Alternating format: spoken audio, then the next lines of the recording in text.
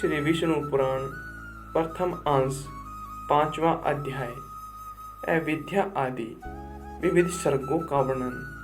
श्री मित्र जी बोले, हे द्विजराज, सर्ग के आदि में भगवान ब्रह्मा जी ने पृथ्वी, आकाश और जल आदि में रहने वाले देव, ऋषि, पितृगण, दानव, मनुष्य, त्रियक और वृक्ष आदि को जिस प्रकार रचा तथा जैसे गुण, स्वभाव और रूप वाले जगत की रचना की, वह सब आप मुझसे कहिए। श्री पराशर जी बोले, हे मित्र, भगवान विभु ने जिस प्रकार इस सर्ग की रचना की, वह मैं तुमसे कहता हूँ, सावधान होकर सुनो। सर्ग के आदि में ब्रह्मा जी के पूर्ववत सृष्टि का चिंतन करने पर पहले अबुद्धिपूर्वक तमोगुणी सृष्टि का आविर्भाव हुआ।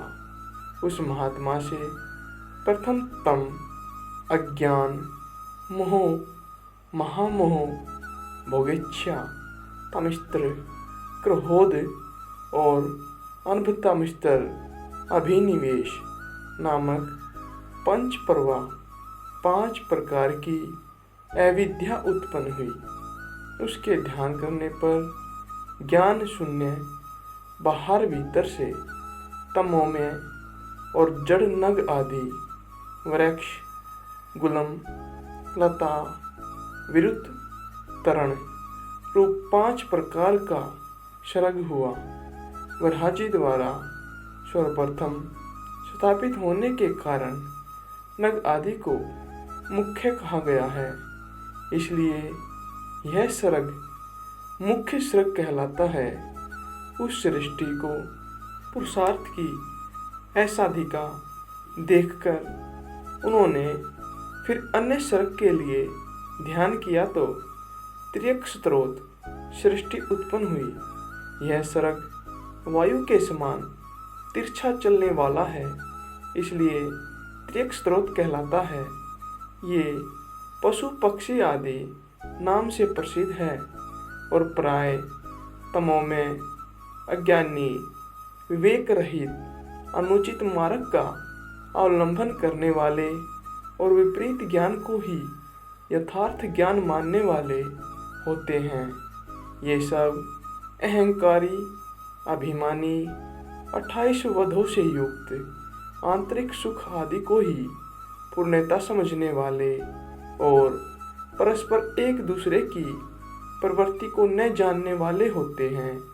उस सर्ग को भी पुरुषार्थ का असाधक समझ पुण्य चिंतन करने पर एक और सर्ग हुआ। वह ऊर्ध्व स्रोत नामक तीसरा सात्विक सर्ग ऊपर के लोकों में रहने लगा। वे ऊर्ध्व स्रोत सृष्टि से उत्पन्न हुए प्राणी विशेष सुख के प्रेमी, बाह्य और आंतरिक दृष्टि संपन्न, अतः बाह्य और आंतरिक ज्ञान युक्त थे। यह तीसरा देव सर्ग कहलाता है। इस सर्ग के प्रादुर्भूत होने से संतुष्ट चित्त ब्रह्मा जी को अति प्रसन्नता हुई। फिर इन मुख सर्ग आदि तीनों प्रकार की सृष्टियों में उत्पन्न हुए प्राणियों को पुरुषार्थ का असाधक समझ उन्होंने एक और उत्तम साधक सर्ग के लिए चिंतन किया। उन सत्य संकल्प ब्रह्मा जी के इस प्रकार चिंतन करने पर अव्यक्त प्रकृति से पुरुषार्थ का साधक और वाक् स्रोत नामक सर्ग प्रकट हुआ। इस सर्ग के प्राणी नीचे पृथ्वी पर रहते हैं, इसलिए वे अर्वाक स्रोत कहलाते हैं।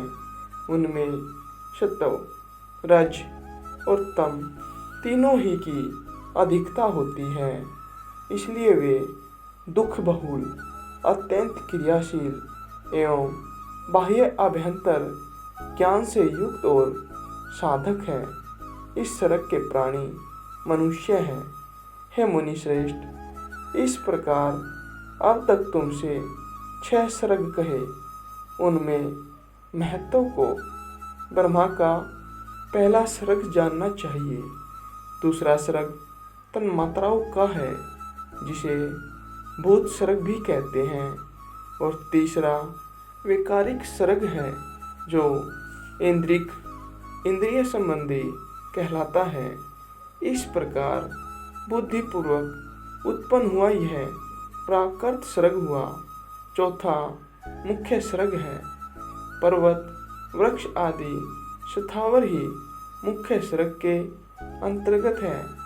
पांचवा जो तिर्यक स्रोत बतलाया, उसे तिर्यक, कीट पतंग आदि योनि भी कहते हैं। फिर छठा सर्ग ऊर्ध्व स्रोताओं का है, जो देव सर्ग कहलाता है। उसके पश्चात सातवां सर्ग अर्वाक स्रोताओं का है, वह मनुष्य सर्ग है। आठवां अनुग्रह सर्ग है, वह सात्विक और तामसिक है। ये 5 विकृत विकारी सर्ग हैं और पहले 3 प्राकृत सर्ग कहलाते हैं। 9वां कोमर सर्ग है, जो प्राकृत और विकृत भी है। इस प्रकार सृष्टि रचना में प्रवृत्त हुए जगदीश्वर प्रजापति के प्राकृत और विकृत नामक जगत के मूलभूत 9 सर्ग तुम्हें सुनाए। अब और क्या सुनना चाहते हैं? श्री मैत्रेय जी बोले, हे मुने, आपने इन देव आदि के सर्गों का संक्षेप से वर्णन किया। अब हे मुनि श्रेष्ठ, मैं इन्हें आपके मुखारविंद से विस्तार पूर्वक सुनना चाहता हूँ। श्री पराशर जी बोले, हे मैत्रेय, संपूर्ण प्रजा अपने पूर्व शुभाशुभ कर्मों से युक्त है। अतः प्रलय काल में सबका लय होने पर भी वह उनके संस्कारों से मुक्त नहीं होती। हे ब्राह्मण, ब्रह्मा जी के सृष्टि क्रम में प्रवृत्त होने पर देवताओं से लेकर स्थावर पर्यंत 4 प्रकार की सृष्टि हुई। वह केवल मनोमयी थी। फिर देवता, असुर, पितृगण और मनुष्य, इन चारों की तथा जल की सृष्टि करने की इच्छा से उन्होंने अपने शरीर का उपयोग किया। सृष्टि रचना की कामना से प्रजापति के युक्तचित होने पर तमोगुण की वृद्धि हुई। अतः सबसे पहले उनकी जंघा से असुर उत्पन्न हुए। तब हे मित्र, उन्होंने उस तमोमय शरीर को छोड़ दिया। वह छोड़ा हुआ तमोमय शरीर ही रात्रि हुआ। फिर अन्य देह में स्थित होने पर सृष्टि की कामना वाले उन प्रजापति को अति प्रसन्नता हुई और हे द्विज, उनके मुख से सत्वप्रधान देवगण उत्पन्न हुए। तदंतर उस शरीर को भी उन्होंने त्याग दिया। वह त्यागा हुआ शरीर ही सत्व स्वरूप दिन हुआ। इसलिए रात्रि में असुर बलवान होते हैं और दिन में देवगणों का बल विशेष होता है। फिर उन्होंने आंशिक सत्व में अन्य शरीर ग्रहण किया और अपने को पितृवत मानते हुए अपने पार्श्व भाग से पितृगण की रचना कर उन्होंने उस शरीर को भी छोड़ दिया। वह त्यागा हुआ शरीर ही दिन और रात्रि के बीच में स्थित संध्या हुई। तत्पश्चात उन्होंने आंशिक रजोमय अन्य शरीर धारण किया। हे द्विज श्रेष्ठ, उससे रज प्रधान मनुष्य उत्पन्न हुए। फिर शीघ्र ही प्रजापति ने उस शरीर को भी त्याग दिया। वही ज्योत्सना हुआ, जिसे पूर्व संध्या अर्थात प्रातःकाल कहते हैं। इसलिए हे मित्र, प्रातःकाल होने पर मनुष्य और सायंकाल के समय पितर बलवान होते हैं। इस प्रकार रात्रि, दिन, प्रातःकाल और सायंकाल ये चारों प्रभु ब्रह्मा जी के ही शरीर हैं, तीनों गुणों के आश्रय हैं। फिर ब्रह्मा जी ने एक और रजो मात्रात्मक शरीर धारण किया। उसके द्वारा ब्रह्मा जी से क्षुधा उत्पन्न हुई और क्षुधा से काम की उत्पत्ति हुई। तब भगवान प्रजापति ने अंधकार में स्थित होकर क्षुधाग्रस्त सृष्टि की रचना की। उसमें बड़े क्रूर और दाढ़ी मूछ वाले व्यक्ति उत्पन्न हुए। वे स्वयं ब्रह्मा जी की तरफ ही उसे भक्षण करने के लिए दौड़े। उनमें से जिन्होंने यह कहा कि ऐसा मत करो, इनकी रक्षा करो, वे राक्षस कहलाए, और जिन्होंने कहा हम खाएंगे, वे खाने की वासना वाले होने से यक्ष कहे गए। उनकी इस अनिष्ट प्रवृत्ति को देखकर ब्रह्मा जी के केश सिर से गिर गए और फिर पुनः उनके मस्तक पर आरूढ़ हुए। इस प्रकार ऊपर चढ़ने के कारण वे सर्प कहलाए और नीचे गिरने के कारण आही कहे गए।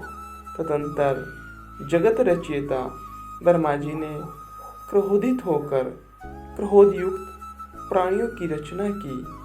वे कपीश, कालापन लिए हुए, पीले वर्ण के, अति उग्र स्वभाव वाले तथा मांसाहारी हुए। फिर गान करते समय उनके शरीर से तुरंत ही गंधर्व उत्पन्न हुए। हे द्विज, वे वाणी का उच्चारण करते अर्थात बोलते हुए उत्पन्न हुए थे, इसलिए गंधर्व कहलाए। इस सब की रचना करके भगवान ब्रह्मा जी ने पक्षियों को उनके पूर्व कर्मों से प्रेरित होकर स्वच्छंदतापूर्वक अपनी आयु से रचा। तदंतर अपने वक्षस्थल से भेड़, मुख से बकरी, उदर और पार्श्वभाग से गौ, पैरों से घोड़े, हाथी, गधे, वनगाय, मृग, ऊंट, खच्चर और नयक आदि पशुओं की रचना की। उनके रोमों से फल मूल रूप औषधियाँ उत्पन्न हुई।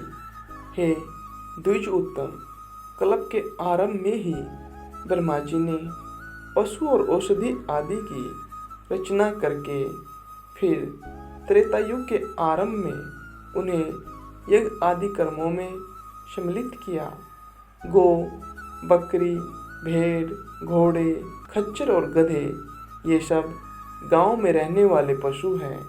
जंगली पशु ये हैं श्वापद, व्याघ्र आदि, दो खुर वाले, वनगाय आदि, हाथी, बंदर, पक्षी, जल के जीव तथा सरीसृप आदि। फिर अपने प्रथम मुख से ब्रह्मा जी ने गायत्री, रक, त्रिवत्सोम, रथंतर और अग्निष्टोम यज्ञों को निर्मित किया। दक्षिणी मुख से यजु, त्रिष्टप्रछंद, पंचदश स्तोम, पृष्ठसाम तथा उक्त की रचना की। पश्चिम मुख से शाम, जगती छंद, शब्दस्तोम, वेरूप और अतिरात्र को उत्पन्न किया तथा उत्तर मुख से उन्होंने एक विसंत स्तोम, अथर्ववेद, आप्तोरिमाण, अनुष्टुप छंद और विराज की सृष्टि की। इस प्रकार उनके शरीर से समस्त ऊंच नीच प्राणी उत्पन्न हुए। उन आदिकर्ता प्रजापति भगवान ब्रह्मा जी ने देव, असुर, पितृगण और मनुष्यों की सृष्टि कर तदंतर कल्प का आरंभ होने पर फिर यक्ष, पिशाच, गंधर्व, अप्सरागण, मनुष्य, किन्नर, राक्षस, पशु, पक्षी, मृग और सर्प आदि संपूर्ण नित्य एवं अनित्य स्थावर जंगम जगत की रचना की। उनमें से जिनके जैसे जैसे कर्म पूर्वकल्पों में थे, पुनः पुनः सृष्टि होने पर उनकी उन्हीं में फिर प्रवृत्ति हो जाती है। उस समय हिंसा अहिंसा, मृदुता कठोरता, धर्म अधर्म, सत्य मिथ्या, ये सब अपनी पूर्व भावना के अनुसार उन्हें प्राप्त हो जाते हैं। इसी से ये उन्हें अच्छे लगने लगते हैं। इस प्रकार प्रभु विधाता ने ही स्वयं इंद्रियों के विषयभूत और शरीर आदि में विभिन्नता और व्यवहार को उत्पन्न किया है। उन्हीं ने कल्प के आरंभ में देवता आदि प्राणियों के वेदानुसार नाम और रूप तथा कार्य विभाग को निश्चित किया है। ऋषियों तथा अन्य प्राणियों के भी वेदानुकूल नाम और यथा योग कर्मों को उन्हीं ने निर्दिष्ट किया है। जिस प्रकार भिन्न भिन्न रीतियों के बार बार आने पर उनके चिन्ह और नाम रूप आदि पूर्ववत रहते हैं, उसी प्रकार युग आदि में भी उनके पूर्व भाव ही देखे जाते हैं। शीर्षा शक्ति सृष्टि रचना की प्रारब्ध की प्रेरणा से कल्पों के आरंभ में बारंबार इसी प्रकार सृष्टि की रचना किया करते हैं। यहाँ श्री विष्णु पुराण का प्रथम अंश का 5वां अध्याय समाप्त होता है।